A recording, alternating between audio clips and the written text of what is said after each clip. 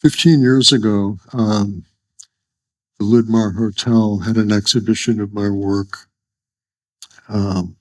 as part of its reopening.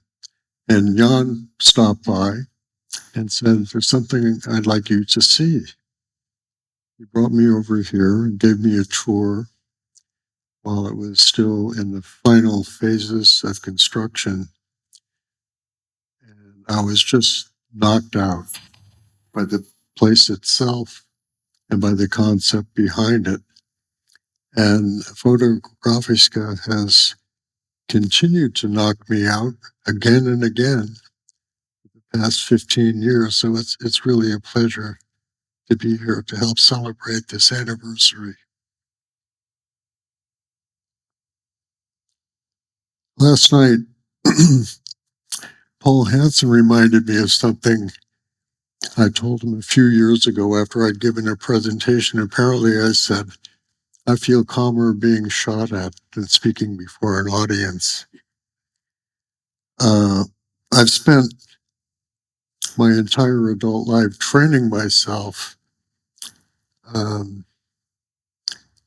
be unseen, not to talk, but to observe silently and let the pictures do the talking. Sometimes when I'm using a camera and words begin to take shape in my mind, I say to myself, "Stop thinking so much. Stop talking to yourself. Photograph." So being where I am right at this moment, the focus of attention and summoning up words that I had sent into hiding can be a little disconcerting. And I know you'll forgive me if I read this presentation. I'll start by telling you something about my background. And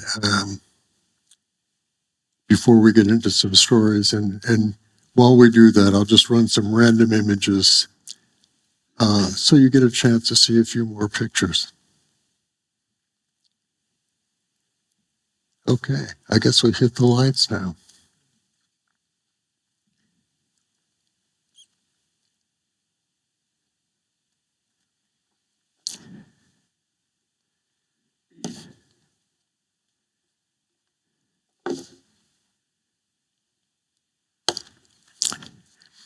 I was a university student in the late 1960s. It was the time of the Vietnam War and the Civil Rights Movement. Political and military leaders were purposely misleading the American people, while photographers were showing us what was really happening on the ground. Their pictures told a very different and far more convincing story. I believed the photographers, and so did millions of others.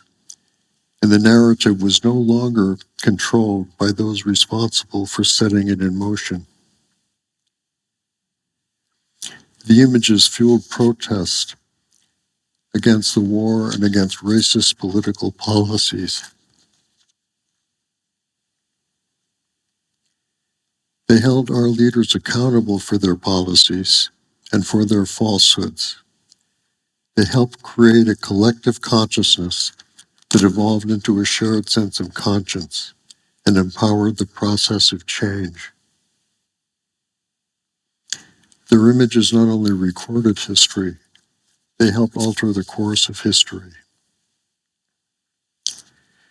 I had no background in photography, but I decided to become a war photographer and social documentarian, driven by the idea that a war photograph could become an anti-war photograph, and an image of social injustice could become an indictment.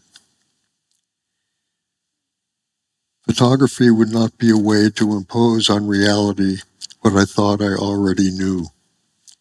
It would be a way to discover reality and to question it. And I didn't want to use what's happening to people as a vehicle for photography. I wanted to use photography to say something about what's happening to people one by one at the sharp end of history.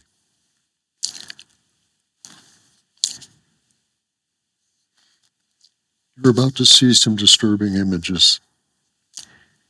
Please keep in mind that as difficult as it is to witness and to document tragedies, and as challenging as it might be for viewers to look at the images, injustice and violence can't be presented in a way that's true to the experience of the people living through those circumstances without being disturbing.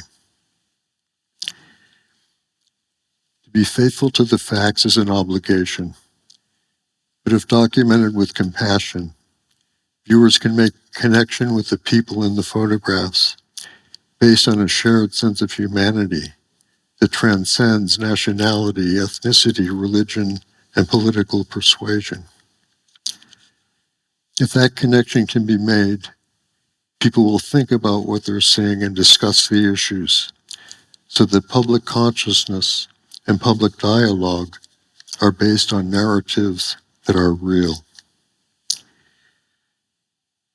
After 10 years of teaching myself photography and training myself as a freelance and as a newspaper photographer, I thought I might be ready to make a valid contribution as a war photographer. In 1981, I got on a plane and flew to Belfast, Northern Ireland.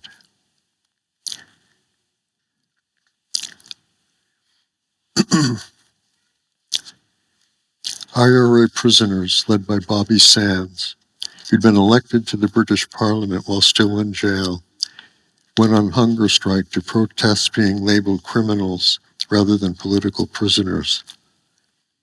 The reaction on the streets was violent confrontation with the police and with the British Army.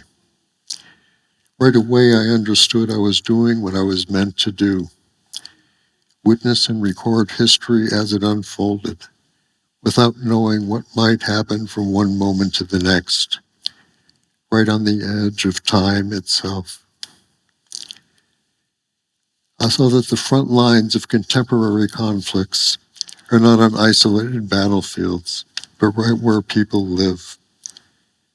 This man was tired of having hijacked vehicles set on fire in front of his house and responded with a grand gesture of futility.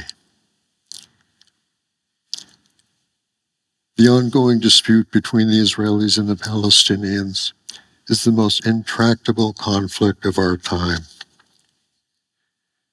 This is a moment from the West Bank at the beginning of the Second Palestinian Intifada in the year 2000, when protests to the occupation were still waged with stones and Molotovs against soldiers armed with rifles.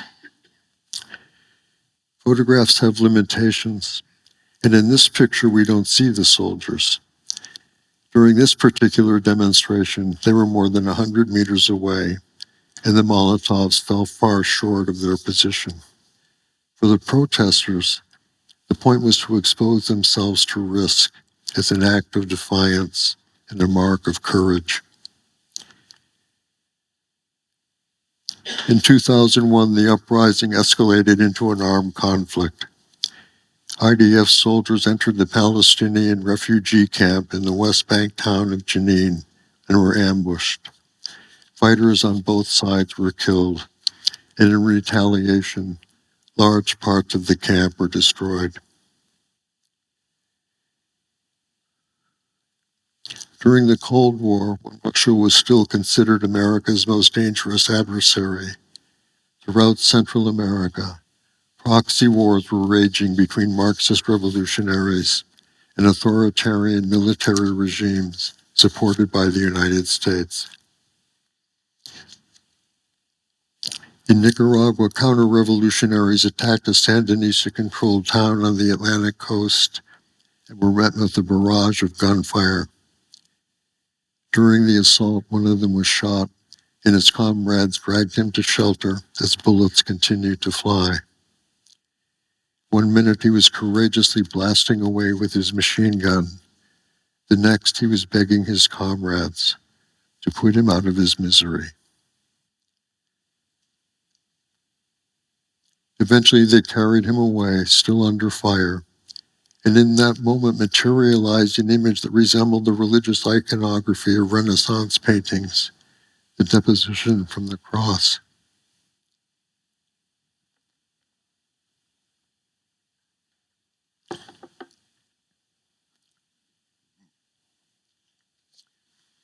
Most of the people affected by war are not combatants.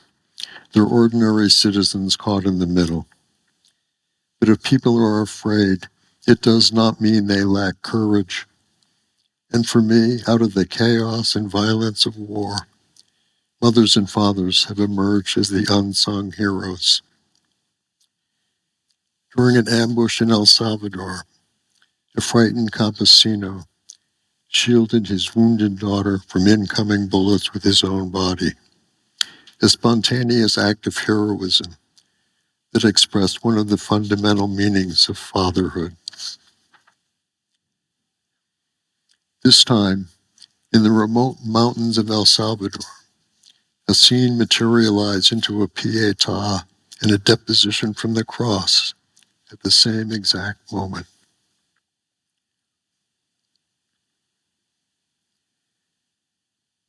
Wounded soldiers were medevaced from a village soccer field in El Salvador.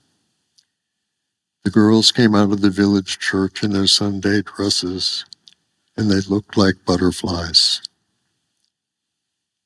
I couldn't help but acknowledge that something beautiful and delicate could coexist with the violence of war.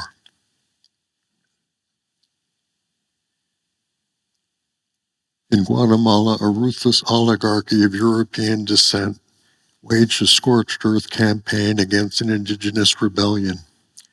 And I saw an image that echoed the history of Latin America. Conquest through a combination of the Bible and the sword. I've often seen a connection between religion and war, and it raises a lot of questions. It seems that everyone wants to believe that God is on their side, but different people worship different gods. Does that mean the supremacy of one God over another is established by people killing each other? Religious belief can be a source of comfort in the face of suffering. It can also be used to dehumanize the enemy and justify the cruelty that's inevitable in war.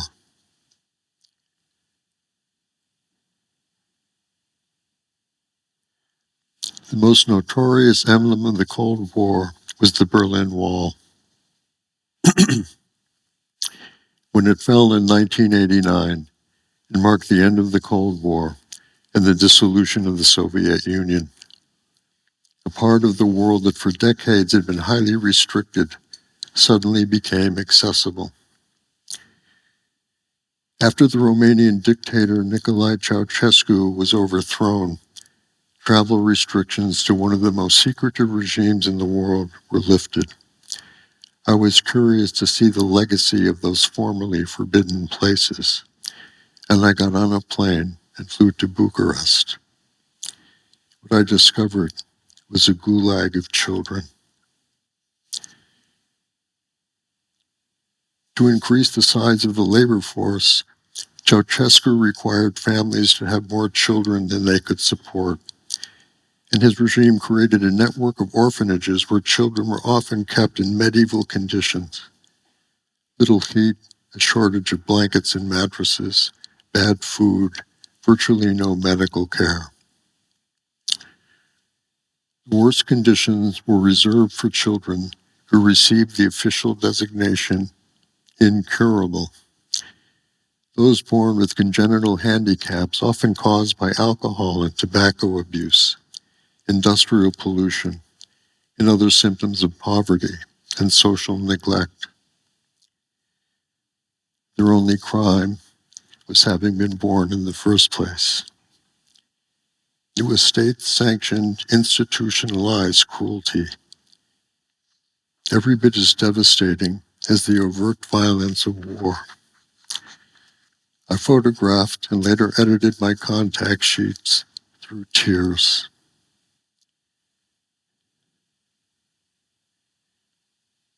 Eastern Europe had industrialized with no regard for the environment, the welfare of the general population, or the safety of its workers. This is a Coke factory in East Germany. As they worked on top of a giant furnace, if a worker accidentally dislodged one of the iron hatch covers, they would go up in flames. In what had been a traditional farming community in Romania, a carbon factory was installed without filtration, and the village became permanently coated with carbon dust.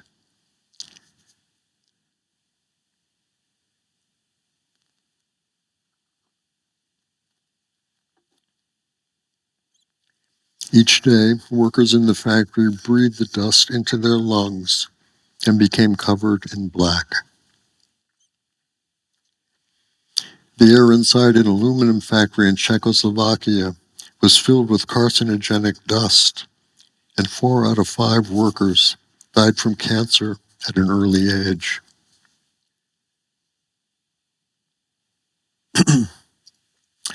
A direct consequence of the fall of the Soviet Union was the fracturing of Yugoslavia along ethnic fault lines. Ordinary citizens organized themselves into militias to attack their neighbors. They carve up the communities in which they lived side by side for decades to create sovereign entities for their own ethnic groups.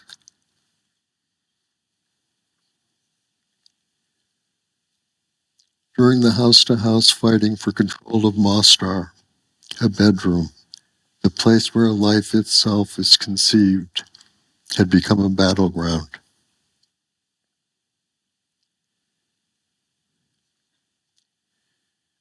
Bosnian soldiers were laid to rest in the same field where before the war they played football together.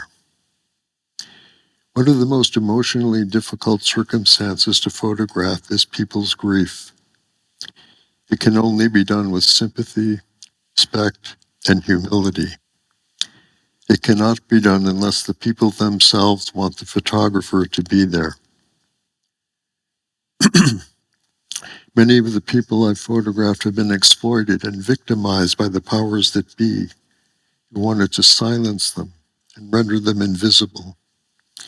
When photographers are willing to put themselves at risk to focus attention on their story, people often see them as messengers, as a means of reaching out to the rest of the world, even in moments of profound personal loss, as if to say, this cruelty, this suffering, this injustice happened here in this place to us. War alters reality. The unacceptable becomes inescapable and then becomes normal. Regardless of nationality, religion, or culture, regardless of the cause, all wars inevitably lead to inhumanity. This is the imprint of a man who was burned inside his home during the Serbian occupation of Kosovo.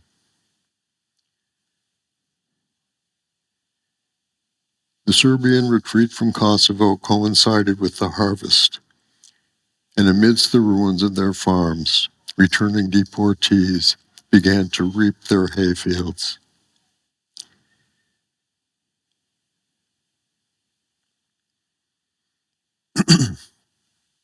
In 1992, in Somalia, clan warfare broke out. The central government ceased to exist, and starvation was used as a weapon of mass destruction.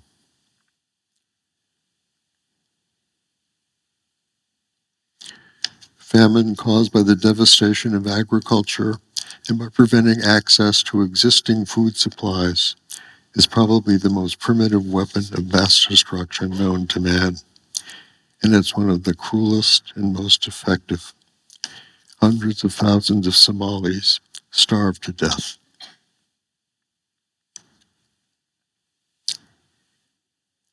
In 1993, during civil strife in southern Sudan, another famine was created as a weapon of war. We often hear the phrase compassion fatigue. But if someone is suffering and in need, it does not mean they lack dignity or have given up hope. This woman had virtually nothing left except her will to live. As frail and emaciated as she was, She refused to surrender life. Even in the face of all the tragedy and loss she must have suffered to have arrived at that moment, she had not given up hope. Why should anyone else give up hope for her?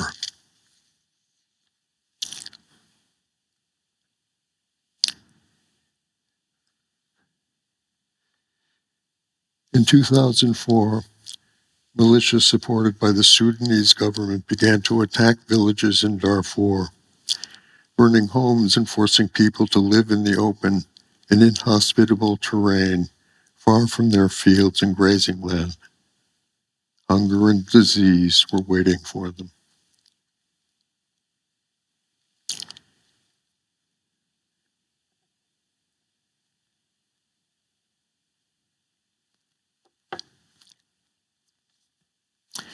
At an MSF field hospital, a mother cared for her dying son. The orchestrated violence was designated as genocide, the first of the new century. As a witness to so much devastation, I had to learn what to do with my anger. I had to find a way to use it, channel its energy and its emotional impact, transform it into something that would clarify my vision instead of blinding me. In 1995, to crush the separatist movement in Chechnya, the Russian army invaded and completely surrounded the capital city of Grozny.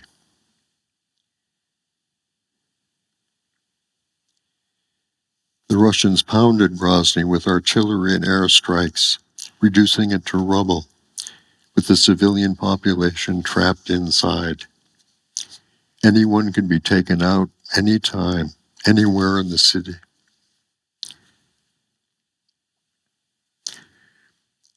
A young boy had escaped from an orphanage and was wandering around the front line, unknowingly exposing himself to snipers and landmines.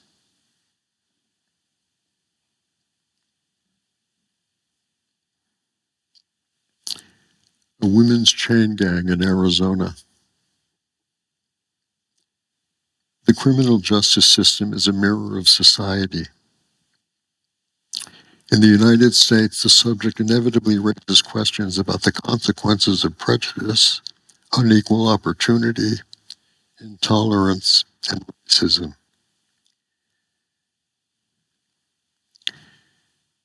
Why are Black Americans so often unjustifiably gunned down by the police? In New Orleans, white police officers driving a marked car late at night, wearing civilian clothes rather than uniforms, and carrying handguns, terrified a Black man who had no way of knowing if they were police or robbers or vigilantes. They held him at gunpoint, searched him, then released him.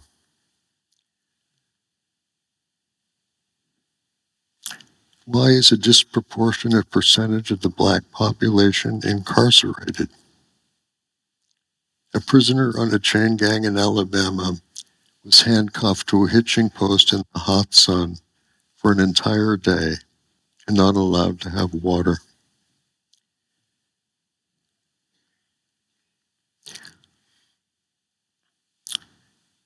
A chain gang prisoner rested during an exercise break in the prison yard. There's a long way to go before the word justice truly describes America's criminal justice system.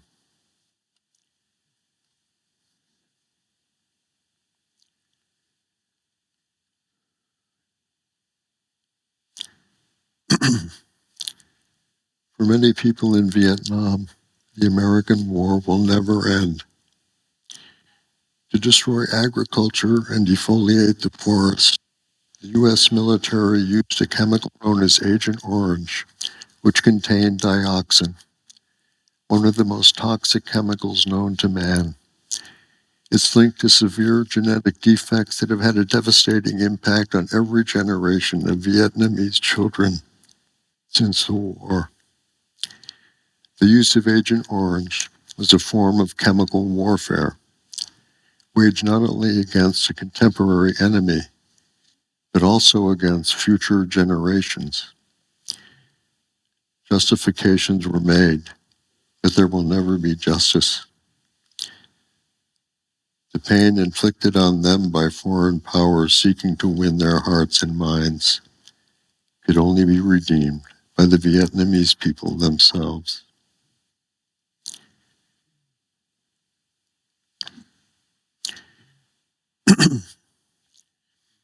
A rite of passage into manhood among the Xhosa people, one of the indigenous tribes of South Africa, who continue to practice their ancestral traditions to this day.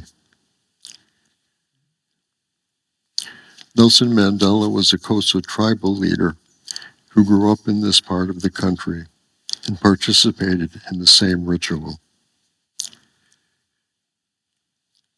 European colonists created and brutally enforced an institutionalized system of extreme racial discrimination known as apartheid to oppress and exploit the indigenous population. Black South Africans were drawn away from tribal lands to work in the cities, where they were then restricted to living in poor, segregated townships. They also became laborers in the gold and diamond mines, some of the largest in the world, and the source of great wealth, primarily for the white population.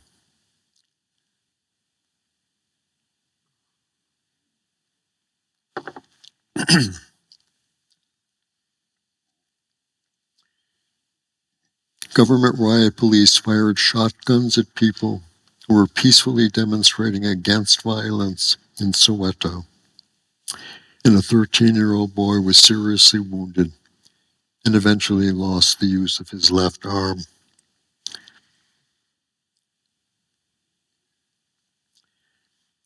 Children in Soweto, soaring on a trampoline, at the very apex of their ascent, for a fraction of a second, they were freed from gravity.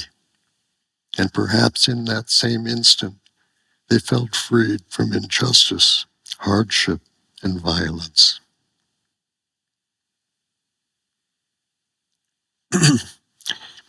Another peaceful demonstration attacked by riot police in Alexandra Township.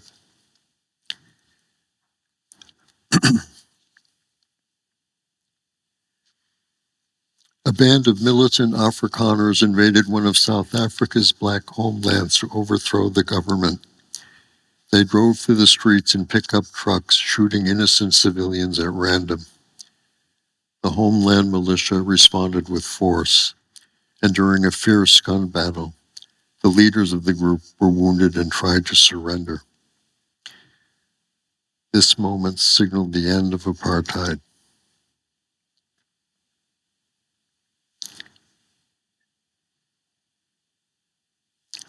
A healing ceremony performed by a religious sect in the Indian Ocean before dawn.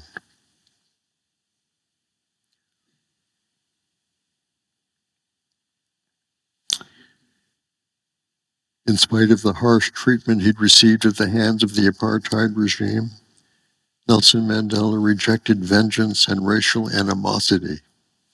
Instead, he embraced forgiveness and reconciliation, and his moral authority guided South Africa through a peaceful transition to democracy.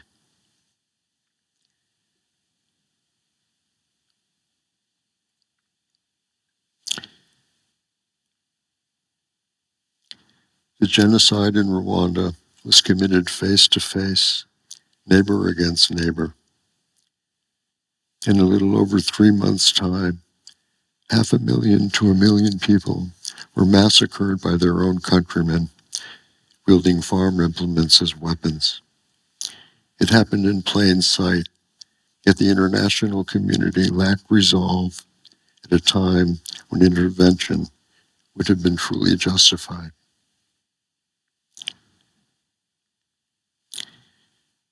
When the Hutus who had committed the genocide fled into Zaire They were struck by a cholera epidemic that killed so many people in such a short time.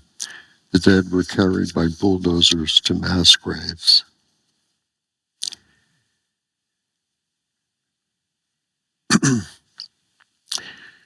During the war against the Soviet occupation of Afghanistan, Kabul had been spared from the fighting.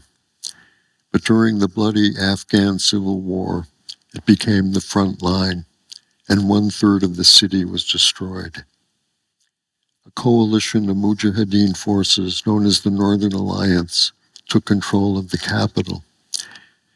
The rival forces allied themselves with fundamentalist Muslim militants known as the Taliban, and together they besieged and bombarded the city.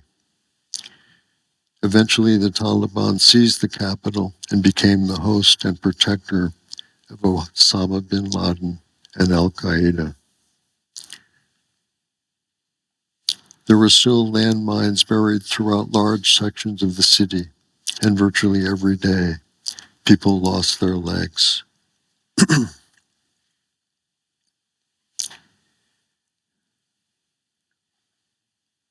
After the attacks on 9/11, America began a bombing campaign that drove the Taliban out of Kabul. They were forced out of their last stronghold in Kunduz by the Northern Alliance after an intense gun battle in the center of the city.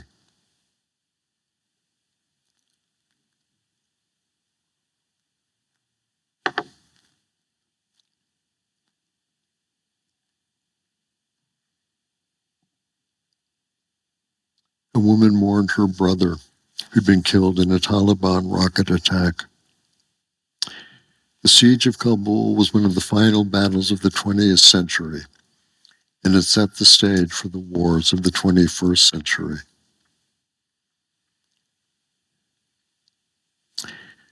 The attacks on September 11th, 2001, launched a new chapter in history, which evolved into an ongoing global conflict with terrorism.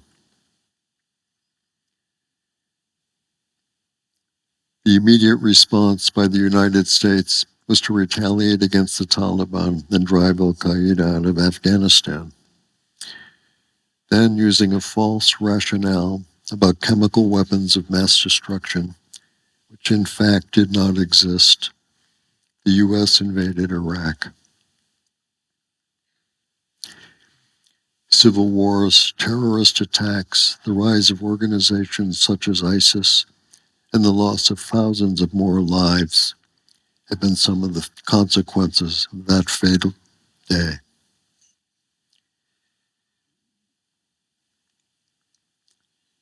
When the Marines entered Baghdad, the city was in turmoil. Banks were being looted, and I joined a platoon as they rounded up the citizens turned bank robbers. The green trousers on the right belonged to an officer in the Iraqi police who hit the man on the ground with his pistol, then picked up a large satchel of cash salvaged by the Marines, put it in the trunk of his car, and drove away.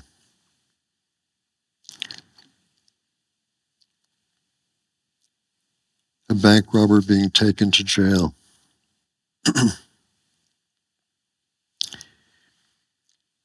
Once Saddam Hussein's regime was overthrown, people disinterred family members who'd been buried in a prison graveyard and reburied them in cemeteries with proper ceremonies and prayers.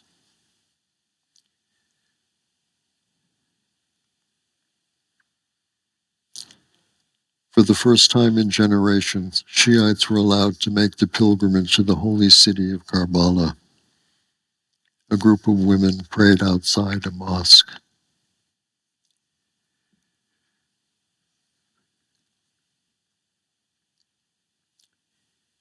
It was a war of occupation, and American troops became targets. Every time they left their bases to patrol, they risked being blown up by concealed roadside bombs. This soldier survived an IED explosion and suffered from traumatic brain injuries and PTSD.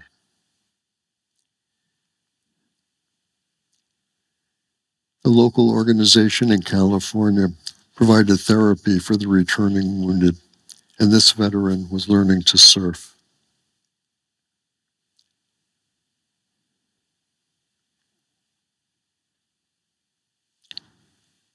During a Russian bombardment of Kharkiv, Ukraine, a man escaped with everything he could carry on his bicycle.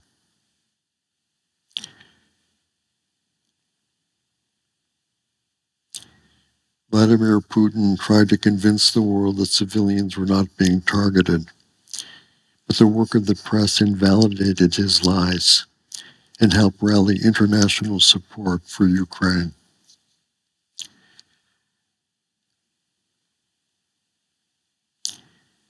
Ukrainian forces had just liberated a town that had been seized by the Russians, who were driven out so quickly they left their dead on the battlefield.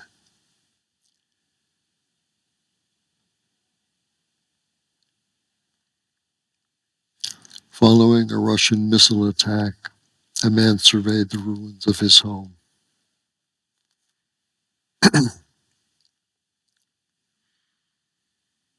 In their initial drive on Kyiv, the Russians got as far as Irpin and Bucha.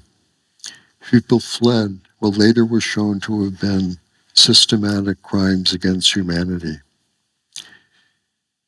The photographs you've been seeing are fragments of memory, captured within the continuum of the history I witnessed. They were intended to reach a mass audience at the time the events were taking place, as a way of raising public awareness. They become part of a process that activates change. As time moves relentlessly forward and the events themselves recede ever deeper into the past, I hope these pictures will stand as a remembrance of the people in them and of the conditions they endured. As we shared these images, we bore witness together. Let us not forget.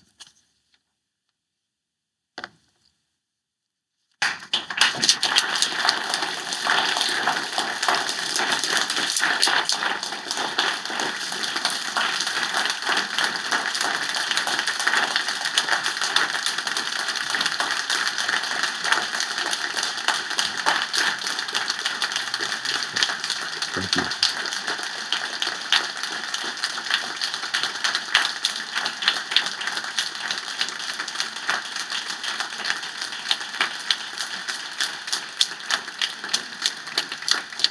Thank you so much, James. Thank you so much. Thank you for your presentation. Thank you for your words. Thank you for your tireless work for humanity through your photography.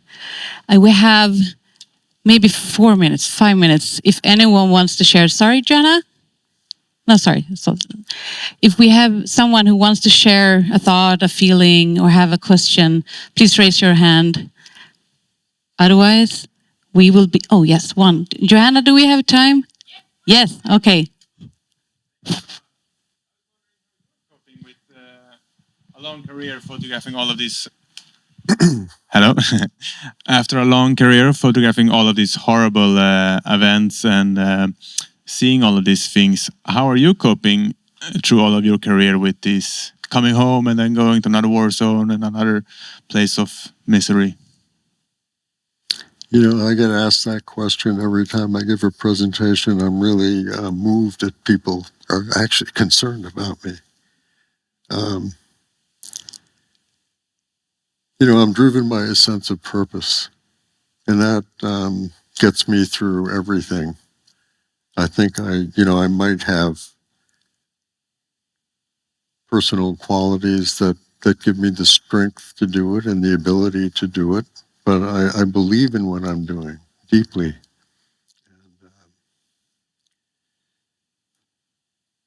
And I've been doing it for so long, you know, this adjustment back to so-called normal life isn't as stark as it was at the very beginning. I have friends. I love art. I love literature. And I think those things help restore my faith in humanity. Thank you. Do we have one more? And if not, James and I will be around, and we will now move up to the members' lounge where he's happy to speak to you one-on-one personally.